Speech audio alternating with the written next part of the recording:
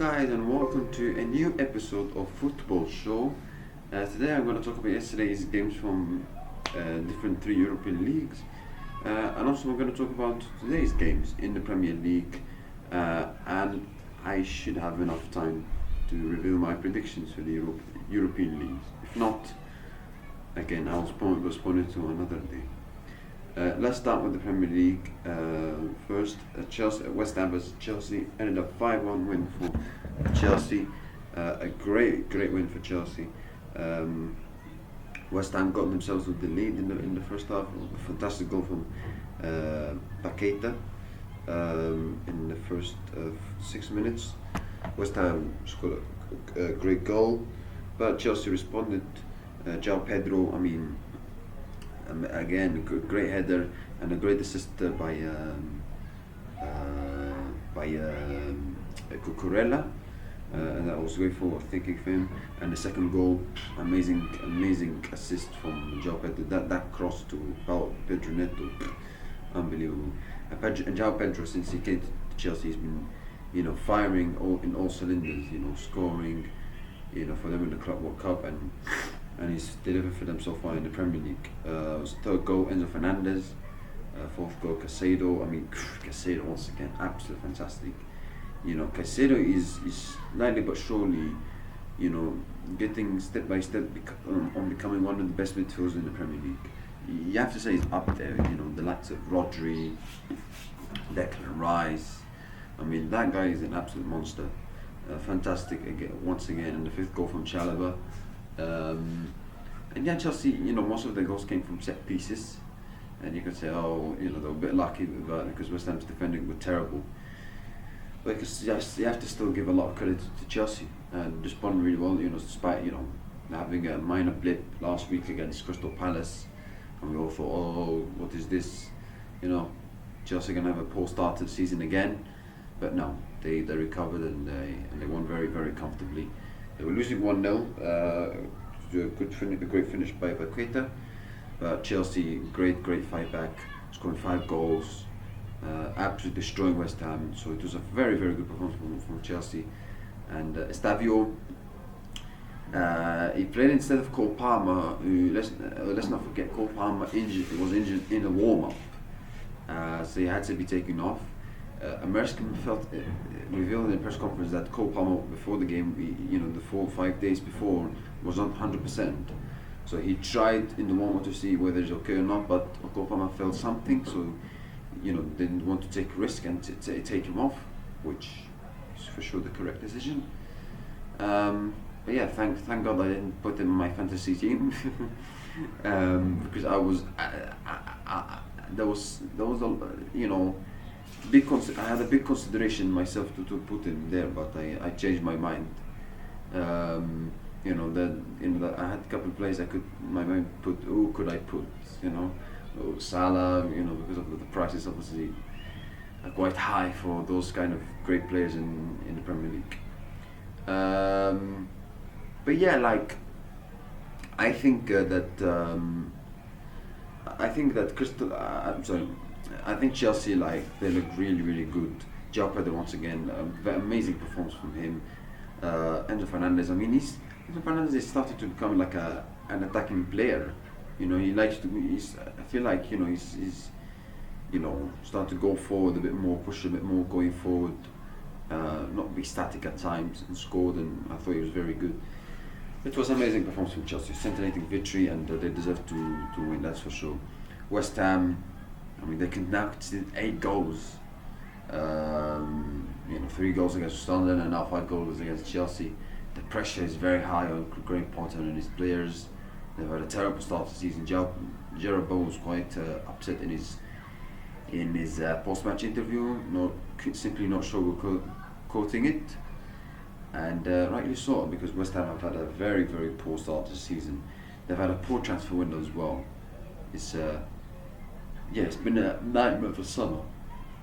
You have to say for West Ham. So can Graham Potter turn it around? Let's see, but because it will be very, very difficult. West Ham, the board sack him. and it's very early season. Let's wait for a couple of games. Listen, if Greg Potter loses 3, 4 more games, then that would be like 6 losses, 5 losses in 5, 6 games. Then yeah, you have to sack him. But at the same time, and yes, like a quality team like Chelsea. And let's not forget they were 1-0 up against Chelsea, and they scored the second goal, which was disallowed by VAR because of offside. That was the correct decision. So in the start of the game, they kind of competing. They were doing okay, but as soon as Chelsea scored that second goal, from an amazing assist from from João Pedro to a great goal, a great finish from Pedro Neto, it killed West Ham after that. So yeah, the pressure is going to be a lot on Greg Potter, and let's see how West Ham are going to recover from that. But great win for Chelsea. Next game, Bayern Munich against RB Leipzig. Bayern Munich wins 6-0. A hat trick from Harry Kane, a debut goal from Luis Diaz. Michael Olise scored 2 goals. It was a scintillating victory for Bayern Munich. Very good performance, amazing.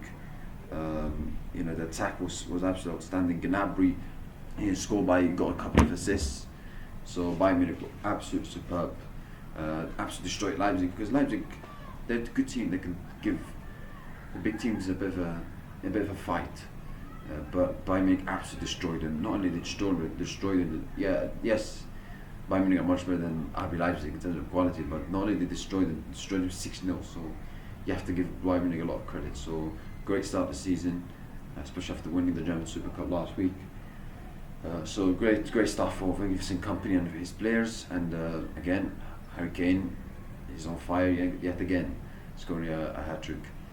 And Luis Diaz had a good start to his Bayern Munich career, scoring in the German Super Cup, winning the first trophy, and scoring in the first Bundesliga game. Because and you could say, playing in the Bundesliga is easier for him.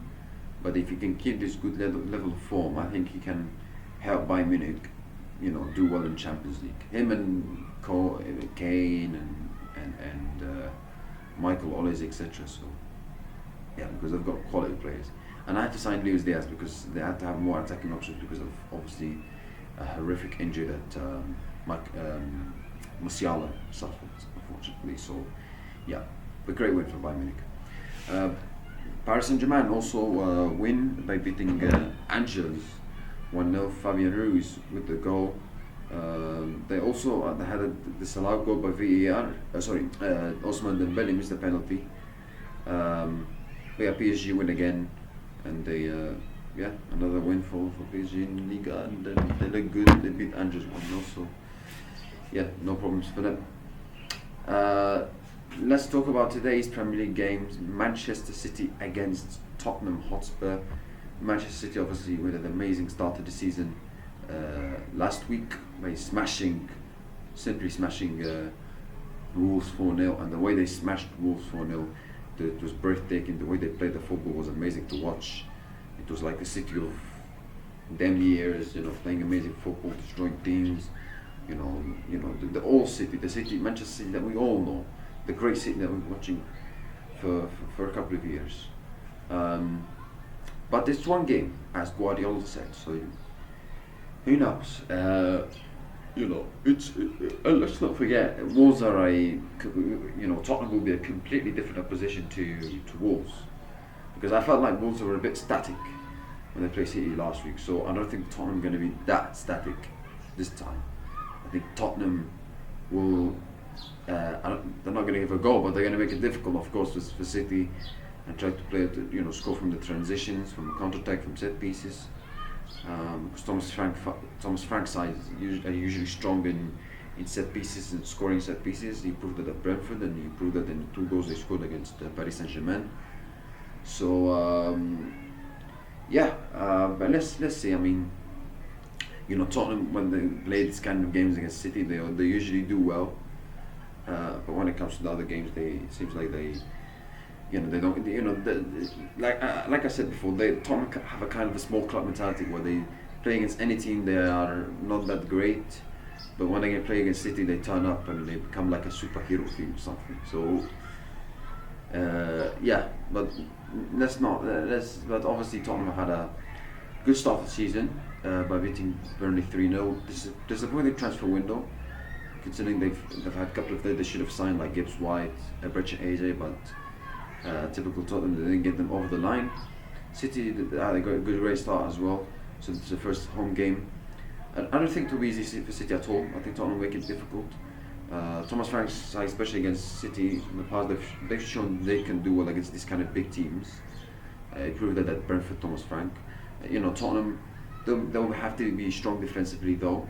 Of course, City will have a lot of possession, but if can Tottenham defend well and exploit and cause problems for City and take their chances in the transitions and the counter-attack and set pieces, etc., I think Tottenham could easily win the game. I wouldn't be surprised if Tottenham win it. I really think so. Yeah. But it's at Etihad. I think Tottenham do better when playing against City. They do better at the Etihad than at home. So I think the last time Tottenham lost at the Etihad was in that was 2023 when they lost 4-2 when they were 2-0 up. But then before that they lost 3-0 2021, and then before that they lost 2019 1-0. So, but they're better than at the Etihad away from home. Let's be honest, in recent years. So yeah, but my score prediction. But let's not forget Tottenham also have to have good players scoring goals, because Charleston obviously had a good start to the season last week. But with all due respect, those goals he scored, particularly that second one, was an amazing goal, was against Burnley. So let's see how he's gonna step up in this kind of a big game against Manchester City. So Tottenham are gonna have to have good attackers who can step up for them. My score prediction: I'm going for a 2-1 win for Manchester City. Bournemouth versus Wolves. My score prediction: I'm going for a 2-1. Did I say 2-1 or 2-0?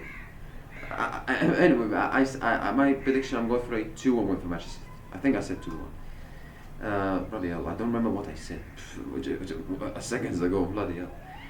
Bournemouth against Wolves. My score prediction: I'm going for a 2-0 win for Bournemouth.